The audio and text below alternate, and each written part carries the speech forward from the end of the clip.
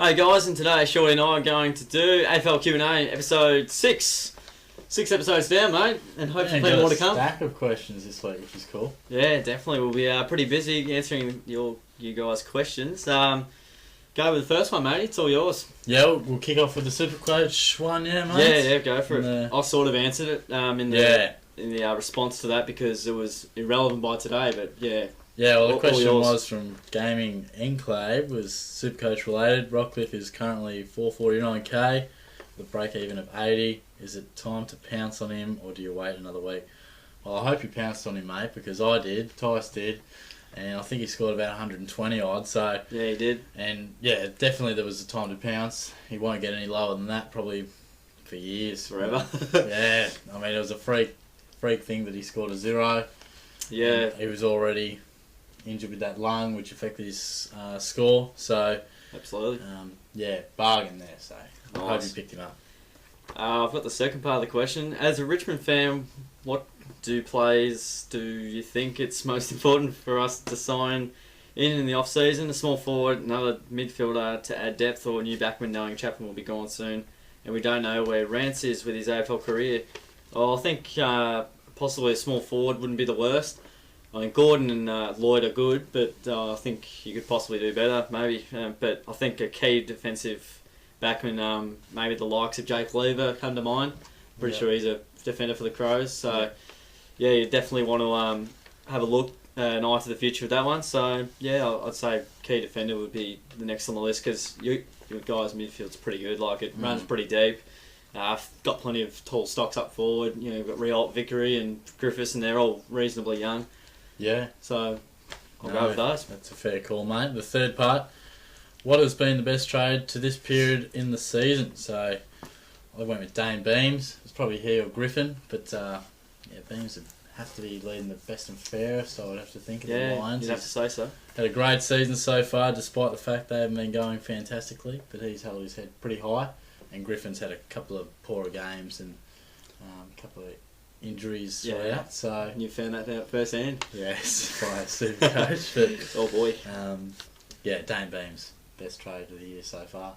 Solid, mate. We've got a nice little question here from Aussie Video Maker. He's answered his own question too. What do you call a pack of cheats? So, I'm guessing it's almost like a joke. I heard! Very nice, Aussie Video Maker. We don't mind a few puns here and there, so... Bombers fans will be loving that one. Yeah, I don't think that requires too much response on our end, but good on you anyway. So we got cap_Carter1. Who do you think is going win the BNF at every club this year, going off the 7 to 8 games played? Got a similar question last week on the best players of the club throughout that year, I'm pretty sure, but I can answer for you anyway.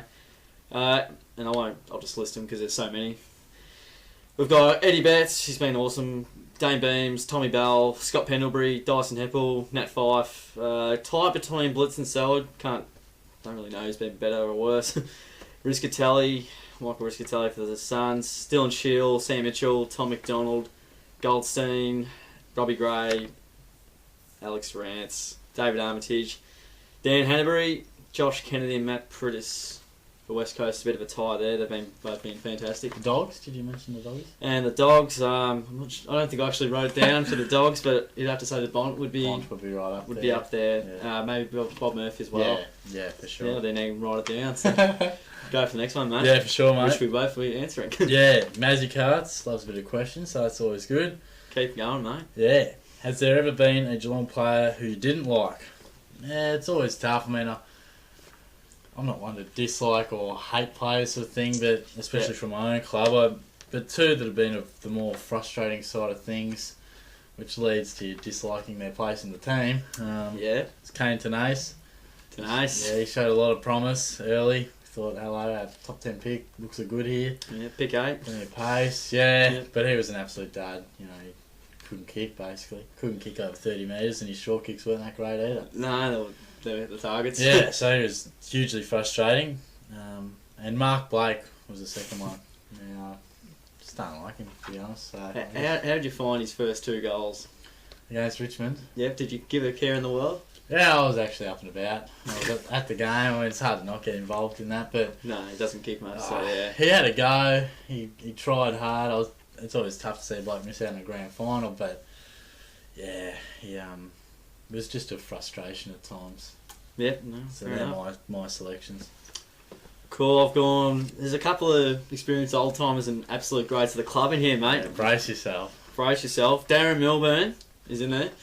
One of Shorty's all-time favourites, and I'm not hating him because of his ability. I'm hating him for his discipline at times. There's been times he nearly cost us in the 09 grand final where he just kept on carrying on after Kaczynski actually kicked a goal. Yeah. We were up by a goal at that stage, and we were down by 12 points at half time, or at least a goal by half time. I'm pretty sure it's 12, but just undisciplined at times, arguing with the umps. I didn't like that, but he was a sensational player for the Cats. Don't get me wrong. Played 280 something games, I'm pretty sure. So yeah, got that, eh? Yeah, and another one, Matty Scarlett. Believe it or not. Yeah. You did read the question right, didn't you? I did, mate. I did. I've heard a lot of bad stuff about him, so it's all hearsay, really. But I've heard he's a bit of a flog in real life, whether he is or isn't. In real life, not on the footy field because that's not real life. But no, he was a great player, of course, and changed the way fullback was played and all that good stuff. And he's the best that's ever been there. Even though Silvani's been pretty good too.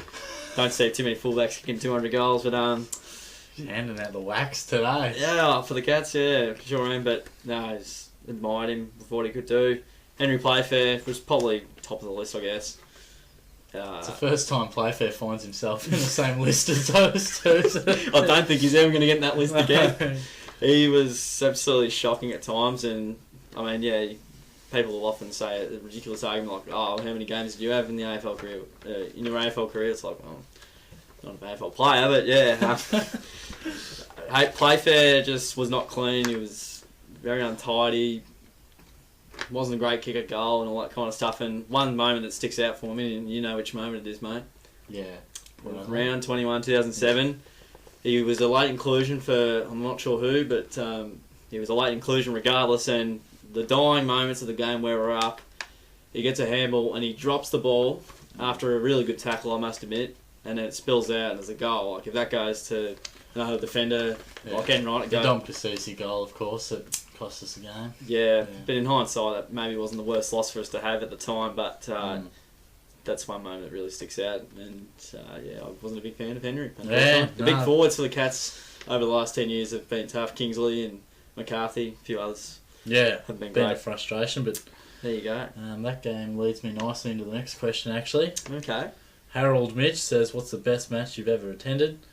And of course, it was a 2007 grand final for myself, and just weeks after that game you were just talking about. I feel like we've been asked this question before, but it's good to... Not everyone's seen every video, so yeah. Yeah, definitely 2007 grand final. I was at 2007, 2008 and 2011, so of course 2008 wasn't there, so basically it was out of 11 and 07, and definitely being there at the history-making first one for 44 years was pretty fantastic to be a part of. So excellent. That's quite easily my pick. I haven't been to many games, unfortunately. I don't know why, but I've got Geelong and Hawthorn round 5, 2014. That was where we won by 19 points. So, I haven't been to too many big games. And the big games I've been to haven't been great. The Fremantle final I went to, no good. The Hawthorn final last year was unfortunately not a great game to go to. And you're at the North Melbourne one, weren't you? No. No, you weren't. No. Okay. I was laid out. Oh, yeah. My bad. Nah, it's all cool. But, it would have been pretty bizarre if I did go. So, Leads me on to the next one. Yep. First, we have a couple of questions from Zach Allen Davies. I believe that's how it'd be pronounced. But Prestia or O'Meara, who do you take? It's not a bad question because probably two of the more exciting midfielders coming through in the game, and certainly Gold Coast. But I went with Prestia, not just because O'Meara isn't playing at the moment, but Prestia has shown that he can handle the tag. He's a proven player. O'Meara looks like he'll definitely be a gun. All things aligned to that. But until you've done it consistently and handled the tag, you just never quite know. So exactly. Prestia has done it with Ablett and without his presence as well. And solid. I feel he's been an extremely good player for them, and I think he'll probably win their best and fairest by the end of the year, actually. So Yeah, Riscatelli, if you want to have something else to say. No, it's just a bit of a prediction of mine. Yeah, Presti's good. Yeah, so I'd probably say the same. yeah, no, Presti is an outstanding player. So. He's impressive. Fun days. Yeah, we're loving him. The Junkyard Dog. Junkyard Dog. I think he's asked a question every week, so congratulations, Junkyard Dog. I'm assuming you have, but might double check after the video. Nah, we could start. List the 10 AFL players that you hate the most. So much hate. Yeah. It was tough. I just came up with a bunch of names, and just if I don't like them, yeah, I mean, them down. exactly. Yeah, I wouldn't say they're players that aren't good players. I probably admire their ability, but that doesn't necessarily mean I like them. So yeah, fair call. Nick Davis. Even though you probably mean the modern day, but Nick Davis after that final wasn't good. But I'm just going to list him. Hayden Ballantyne, Liam Picken, Adam Goods. I don't like him. Chris Yarran, Liam Jones, Ryan Crowley, Cyril Rioli, Lance Franklin, and Brian Lake. They're probably ones that I don't like too much. Big names in there, mate. Yeah, they're whack. Yeah, I mean, I like Brian Lake, but also hate him. Like, I like him as a key defender. I like him in my team, but it doesn't necessarily mean I like what he does against us. Quite a strange unit, apparently. Yeah, and a lot of them are just pests, and Goods is too big for the game and whatnot. So. You're whacking blokes left, right, and centre tonight. That's what I got to do, mate. That's why they pay me the big bucks to do this. How'd you say it? Yeah, I'm not a big hater, mate. Like I said earlier, I respect most players in the AFL, but haters gonna hate.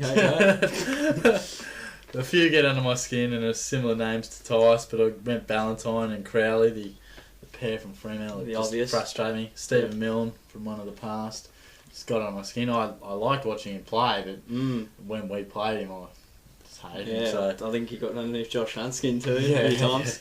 Yeah. Nick Davis, of course, and a couple of Hawks. I love to hate the Hawks. Jordan Lewis.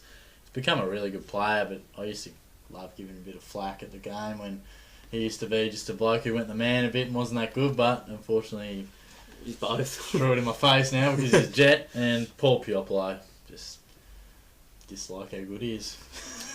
One man we missed, mate. Lindsay Thomas is probably another one. I was thinking annoying. I was thinking about ducking when you said Paul Piopolo, and I thought, Lindsay Thomas? Yeah, he's exciting to watch play, but that tactic is something to dislike. Oh, it's sure. terrible, yeah. Which we may have a video on that soon. Which is different to what Selwood does. Which is different yeah. Everyone who's jumping out saying, oh, Selwood does. Yeah, exactly. We might do a video on We will do a video on it, mate, because that's how good it is. You got the next one? Yeah. Joshua Instone. Do you think the Giants are a top 8 team? People love the Giants. There's been a million questions on the Giants making the top 8. They are just the team of not the flavour of the buzzword. month, the flavour of the year. And fair enough because they're flying. Simple answer is yes. I mean, we have a question relating to them later in regards to finals, but I'll just answer that one simply. They're definitely a top 8 side. I mean, they've shown it now. What are they? 6-2. Yep. Their draw looks very likely over the next, if they keep their form over the next 3 to 4 weeks around the bye. They could definitely be 8-4, 9-3. You just never know. Their form is fantastic, so they are more than capable of matching it with most sides in the comp, underlined by beating Hawthorn. Yeah, and not a hard draw either, because they finished close to the bottom. Yeah, well, of course they have the luxury of the bottom 6 category draw. Yeah, playing them twice and whatnot. That'll help. Yeah, so definitely a top 8 side, mate. We'll move on to Jack Watson. Yeah. Our buddy Jack. What's your take on the Indigenous boys, and if there is a risk drafting them due to homesickness? Basically, in regards to Dale Garlett and others, it's certainly something to consider. It is something to consider. And, definitely, yep. It's hard to beat around it without sounding racist, I guess. Yep.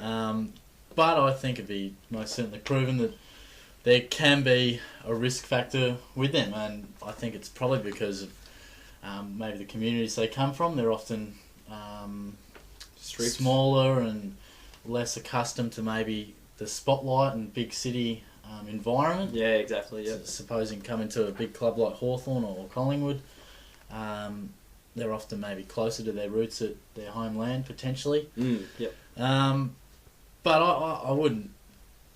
It wouldn't be so simple as to choose on that basis. I think it'd be just a matter of really drilling the player on, are you ready to move away from home? I remember seeing a pre-season interview on the AFL website with Jared Garlett, and there was no doubt, I think he went pretty local anyway, but from memory, there was no doubt in my mind from the way he was speaking that he was ready to be drafted to any club. Okay, so sort of almost pumped himself up to be what he was not. Yeah, Almost. he just looked confident and ready to go. You know, you see a lot. There has been a lot of Aboriginal players to have been led astray, I guess. I mean, yeah, exactly. Yeah. So yes, there is an element. One from Melbourne comes to mind. Jara. Jara. And we've just lost Hartman. Andrew Lovett was a nightmare. I was going to say Hartman.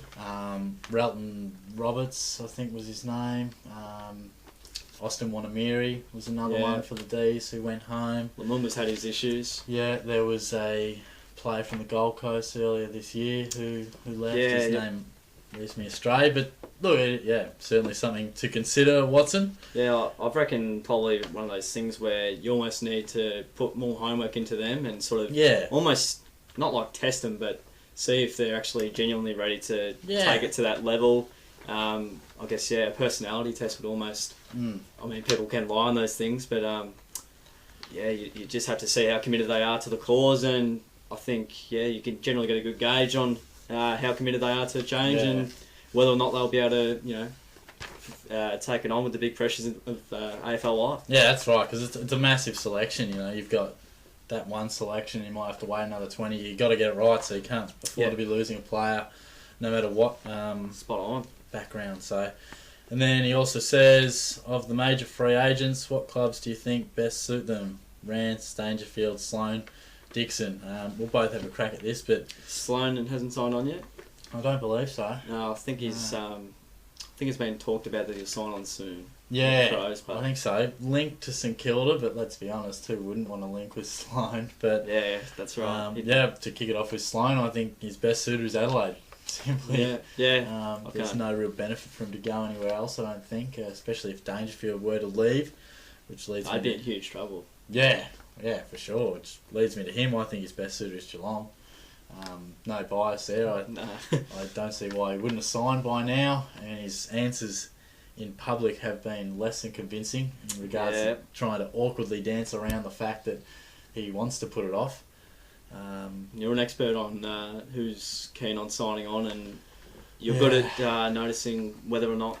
Yeah, I'd like to think sometimes no answer is an answer. Yeah, that's right, which begs the question for Rance a little bit, which is interesting. Yeah, that's another talking point. I think his best suitor is probably Richmond, because I think the Tigers do have upside, but he's a strange cat. He might give it up altogether, they say, or I feel Fremantle could be potential.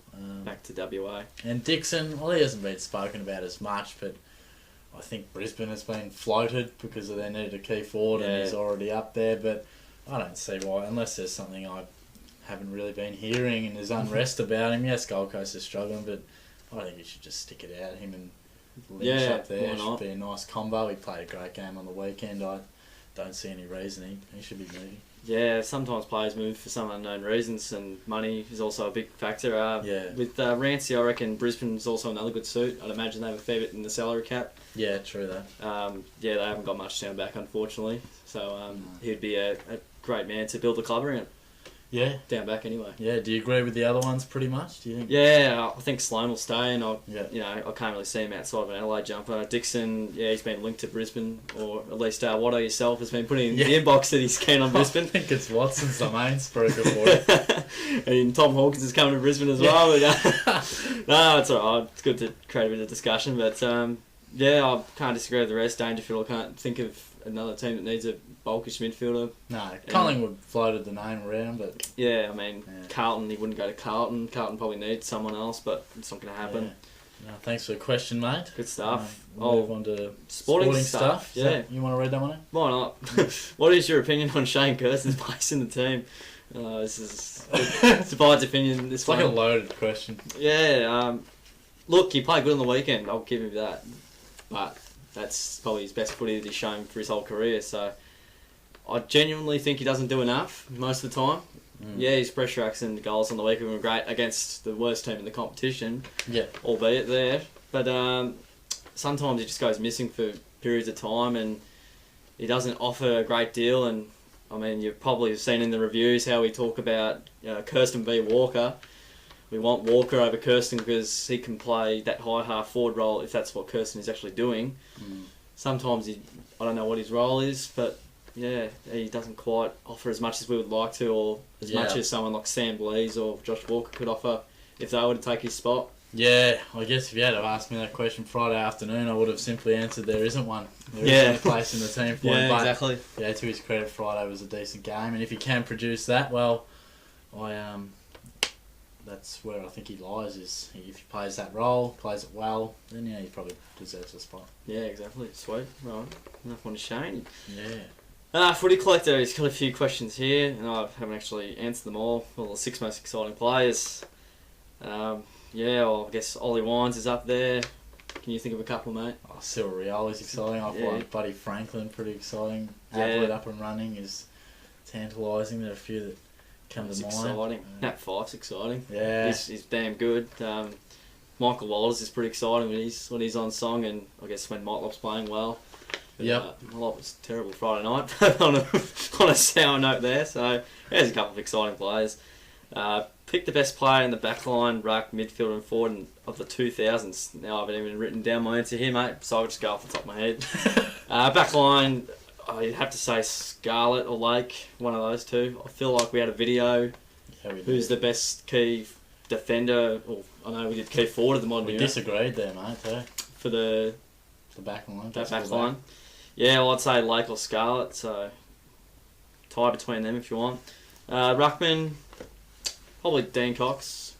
He's been pretty exceptional. Midfielder, Gary Ablett, of course. He's a pretty easy one there. Forward, you probably couldn't go past Matty Lloyd, I guess. Yeah. I think I did, actually. I said Matthew Pavlich. But if you're the best player, yeah. It's different when you have a video dedicated to it and then get a question about it. I feel like Lloydie may have just missed the cut-off, I think, because of his... In the video we did in the past, not now, but I feel like we didn't name him because of whatever restrictions we put in. Oh, but, okay. You started in 95 and finished in 09, so that's 2000s.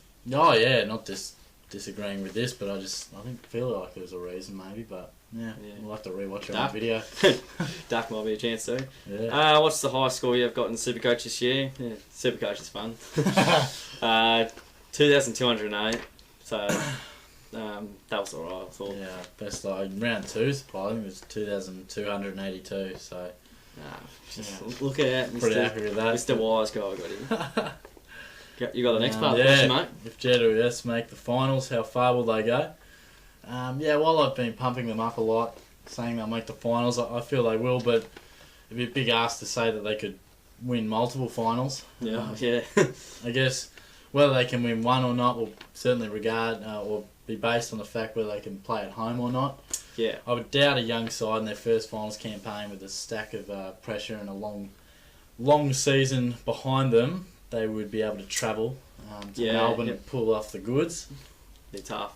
But certainly I think they could potentially win a final, but they definitely couldn't. I don't feel as if they could make top 4, therefore I think they'd only have the one chance, so maybe win to the next round. Or a close game. But I don't see them making a preliminary final. Yeah, it may depend who they're playing to and where it is at. That's the main factor. That's right. Plenty of upside though. Yeah, definitely. Should Carlton sack Mick? Everyone's just all over Mick lately. He's not getting a break. Yeah, turn the radio on and they're talking about Mick. Yeah. We had an amazing win over Carlton. Well, not amazing, but a good win over Carlton, and it's all about how bad Carlton are, and Mick should be sacked. So, no, not really. I think he should just stick it out. He's got a contract, as he says, and I just sound like Mick Moles by saying I've got a contract. So, it's not the coach's fault, as we keep saying. It's the players out there. They don't have a great list, and their confidence is shot to pieces. So there's not much they can really do. I don't see what taking it away does to the club. I mean, if anything, and with any coach, I don't get it. Like, they've got a distinct plan, and while that plan may not be working right now, implementing it over a few years' time could be of great benefit to the club. But then they get a new coach in, and they change things, and they can almost lead away from the path to playing well. I basically agree with you, but I do think it could get to a breaking point. Like if they continue to throw in performances that are just non-competitive, statements do need to be made, and if they're not playing for Mick, sure, maybe no one else can do a better job, but fans will be calling for someone's head. Yeah. Something will have to go, and while I do probably agree with the fact that, look, he should just stick it out to the end of the year, that would be the most healthy thing for the club, I'm not sure that'll happen. I think if these Not on the Monday. performances continue, something's going to give, and you can't sack players during the year, so it could well be. Unfortunately, yeah. Bryce Gibbs will be spewing. 4-year contract last year, I think he signed, so he can't really get out of that. No, can't walk away. Rough deal. Biggest turnaround 3 years for a club. I think you want us to say your team, mate, because Port Adelaide from 2011 they looked at one of the worst teams in the comp, unattractive football, and 2013 they make the finals and they beat Collingwood the MCG, which is a huge upset. Yeah. Which is what a change of coach can do sometimes. Yeah. Ken Hinkley, I reckon he's a good coach. Carlton looked like a basket case. So did Port Adelaide. For whatever reason. Mick Moldhouse is a far better coach than Matthew Primus, but you just never know. Sometimes things change so quick. You can shake up, so 2013, 2014, really good form, and Port Adelaide's a pretty simple one there. At least that we've seen. I guess West Coast too. In 2008, I think they nearly won the Wooden Spoon. They did win the Wooden Spoon, I'm pretty sure. Yeah, I thought they did, and in 2011 they, top 4. Yeah. So that's another really impressive story. Yeah. Last one from the Footy Collector, which is good to get a few questions, mate. Yeah, keep it up, mate. Yeah. Good stuff. If you were in charge of Geelong's draft and had pick number 1, who would you have picked this year? Yeah, it's a good question. Heaney, of course, comes to mind initially, but the Swans had dibs on him from a long way out, being in the academy. Yeah. Given the fact we've got Clark, already have Hawkins, Vardy, Kirsten, Walker, probably wouldn't have gone with McCartan. No. Despite our links with Peter Wright, I would have gone Christian Petrarca. Yeah. I reckon he can win her on the inside, he can win her on the outside. Great player, smooth mover. We need midfield silk. It's pretty rare to need that because they're dime a dozen good midfielders. They are. Not for us, though. Yeah, so look, I think he would have fit in nicely. But unfortunately we won't get to see too much of him this year. But he's who I would have gone with. So solid. Yeah. Dicko HD. What's he got for us? Couple of personal ones. Yeah. Make it sound so weird. But how old are you, legends? Thanks, mate. And what are your jobs out of YouTube? I'll kick us off if you want, mate. Yeah, go for it. I'm 22, buddy, and thanks for calling us legends. Nice. Yeah, I appreciate the kind words there. And I stuck a few shelves at Coles, but that's just for a bit of coin. The main deal is sports journalism.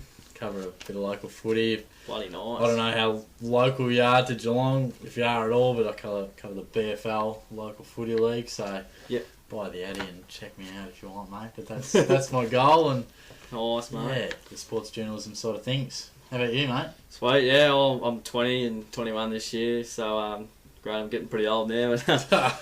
But in terms of job, I'll goal umpire on the weekend. That's not really a job per se, but I just go to uni. I study Bachelor of Information Technology, majoring in sensation. Yeah, I'm sure.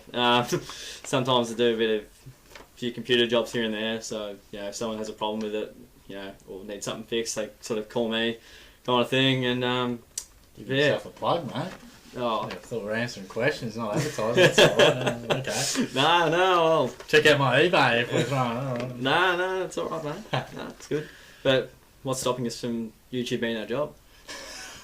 That's the real question. People keep viewing. Yeah, we'll be superstars. And a final question from Zach Allen Davies. Second question, a lot of questions from him, which is good.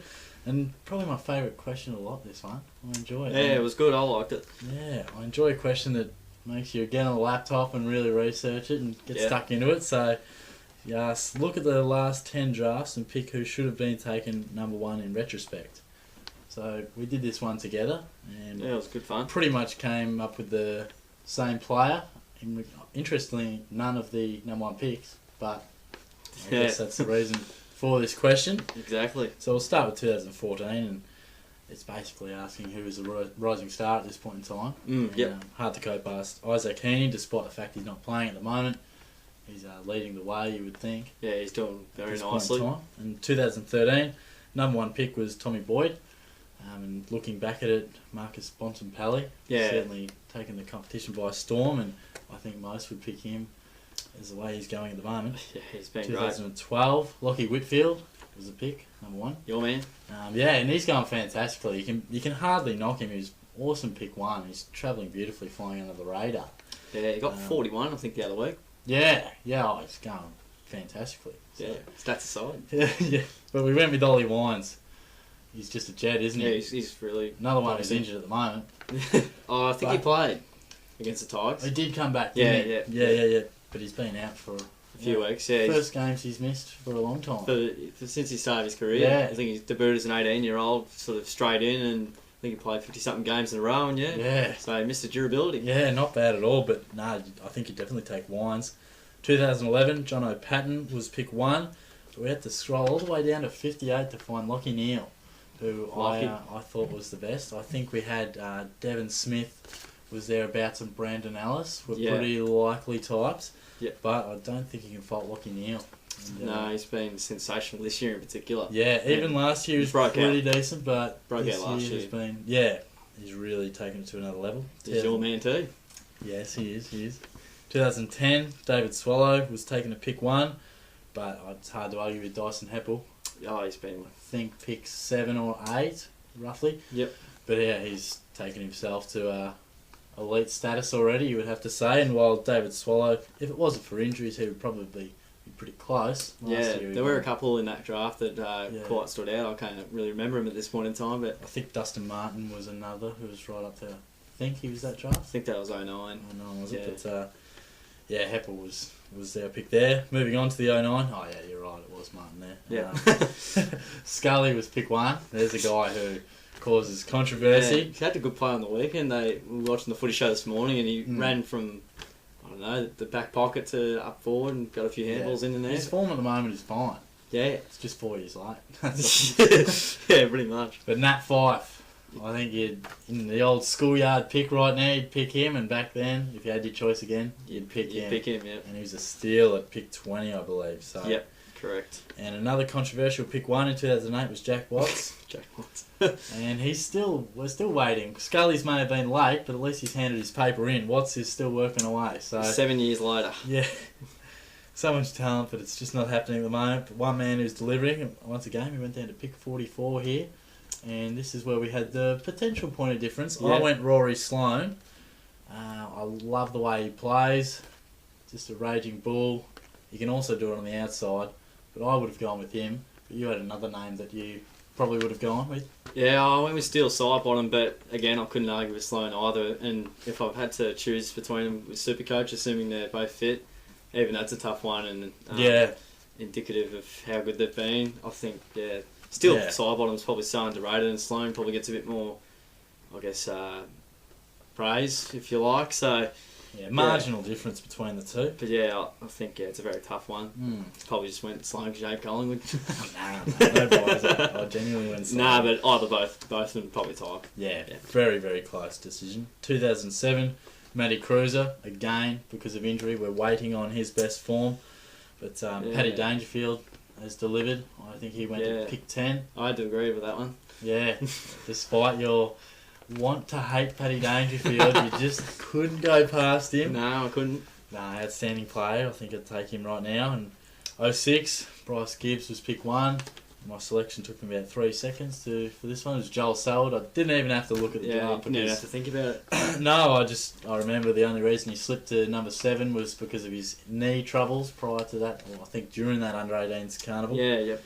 And I think he would have been top 3 if that wasn't the case. So quite an easy pick one for mine. Definitely, yeah. Certainly backing that up now.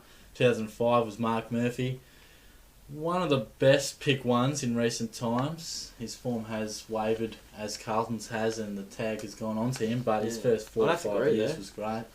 You would agree? Yeah, I can't think of any number ones that have stood out lately with the ones we've read out. No, exactly, and the one that is again like Selwood, like Dangerfield was clear pick and Scott Pendlebury.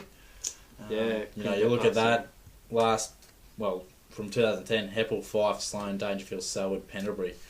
You'd probably put them in the top 10 or 12 midfielders in the whole competition. There you go. It's hard to argue with them, and I think they, in retrospect, would be our pick ones. Definitely. Thanks for the question, mate, and a good question at that. Oh, for sure. And we have one last one to round us off. We've actually got two little ones in there. Oh, we do too. Sorry, mate. That's all right. You can read this one. I'll read the next one. This one. Harry Taylor and Tom Lonergan versus Tom Harley and Matthew Scarlett. Who would you take is basically the question. That's how we've interpreted it. Yeah. Who would you take to dinner? Is that what you're asking? Oh, yeah, it could be. Yeah. I'd go with Harley and Matthew Scarlett, I think. Yep. Mainly because of Scarlo. Just a fantastic fullback. Tom Harley, I basically rated the players at their best. Who would I take? Yeah, in their career best form. At their best, Tom Harley was a very, very good player. People forget that. They think he was just such a great captain, great leader. Yeah. Fantastic player when he was up and running. Sure. Harry Taylor's a gun, yes, and Tom Lonergan, fantastic stopper. Sure is. But just favour more so for the Matthew Scarlett factor and the champion factor, because out of all those four names, there's one out-and-out superstar that stands out, and it's Matthew Scarlett. So, yeah. Harry Taylor's building towards being an absolute superstar. Yeah, he is. Yeah. Midway through his career, but yeah, I would opt with them.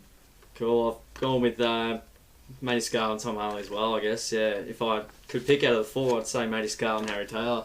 Yeah. Because I think Harry Taylor sort of combining Tom Lonergan and Matty Scarlett into one, so I think that'd be fantastic. But yeah, Harley was one of the best in 2008 for intercept marks, so it was one of the most great captains to captain our side and dual premiership captain, so it was fantastic. And Scarlett, yeah, one of the best fullbacks of all time, so you can't go past those. But also rate Tommy Lonergan for his courage on and off the field, and just being able to stop some of the best forwards in the competition week in, week out. Yeah, definitely. And Harry Taylor with his ability, a bit like Brian Lake, he goes for the mark. He doesn't just punch the ball away to nowhere. So I really do like defenders that back themselves in to take the mark.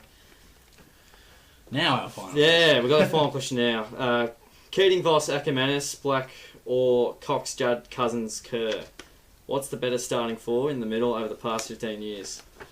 You've given the big question, mate, because I only really started watching footy when Cox, Judd, Cousins and Kerr were at the absolute peak of their career in 2006. But I've gone with Keating, Voss, Ackermanis and Black. Unfortunately, it was a very tough call. But you couldn't really split them apart. I guess you can really, for the easy answer, you could almost say, they won 3 premierships, but not just because they won premierships. Keating was the September specialist. He loved chipping in only in September. Keating and Brad Otten's very similar in that fashion. Yep. I think Voss won a Brownlow along with Ackermanis and Black, so all three of them won the Brownlows. I think Judd and Cousins did. I think Kerr may have been leading 1 year or close 1 year, or suspension got him good there. So Voss is fantastic. Ackermanis is so silky, and Black, I think he's one of the most underrated players of all time. Simon Black? Yeah, he played 323 games or something like that, and I've never heard him being talked about. So he sometimes gets lost in the Ackermanis Voss. It's very tough. In terms of skill, Judd, Cousins and Kerr, they were fantastic. Maybe in terms of leadership, playing ability, lifestyle.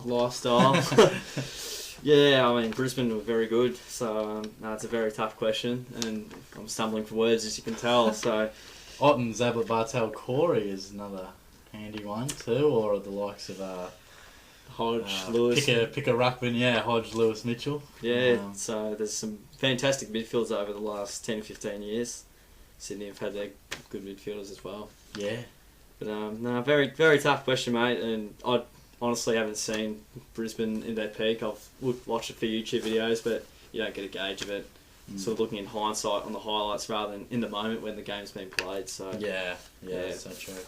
But that sums up the questions, guys. Heaps of questions today in a very long video, but that's all right. Believe it or not, we tried to keep it succinct, but Yeah, You want to give each and every question its appropriate airtime. absolutely, yeah, and some more than others. But whether we like them more or not, so... No, good questions though. Keep them coming and get us thinking. I enjoy a question that makes us have to really go to the drawing board and oh boy, yeah. it makes us think. So, yeah, good stuff, guys. Yeah, you too, mate. Very solid from you today. I feel like we've got an access all areas.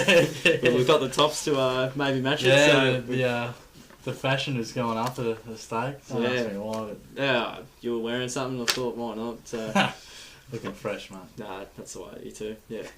This is getting a bit cute on air. But anyway, that's all from us today. Don't forget to like the video if you enjoyed it, and also don't forget to share it around your mates. Just ask questions and the 7 keeps going. It's as simple as it is. Yeah, it's pretty simple. Pretty simple. You just got to click in the comment thing, type out whatever the hell you want to know, and then you can't go wrong. Just ask away. Ask away. Doesn't take long. That's right. This video does so. Yeah, thanks heaps for sticking around, guys. Don't forget to subscribe, share it around once again, because sharing it around twice is better than once. So, yeah, thanks heaps for sticking around, guys, and we'll catch us all next time.